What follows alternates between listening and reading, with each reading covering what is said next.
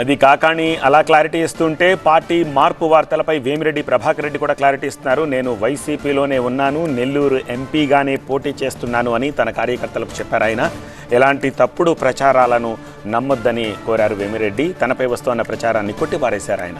నాపై ఇలాంటి దుష్ప్రచారం చేయడం దారుణమన్నారు వేమిరెడ్డి.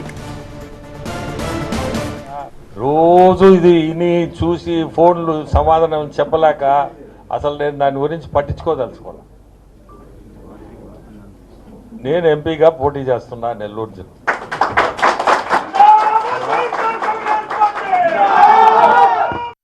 రోజు ఇది ఇని చూసి ఫోన్లు సమాధానం చెప్పలేక అసలు నేను దాని గురించి పట్టించుకోదలుచుకోవాలి. నేను ఎంపీగా పోటీ చేస్తున్నా నెల్లూరు జిల్లా.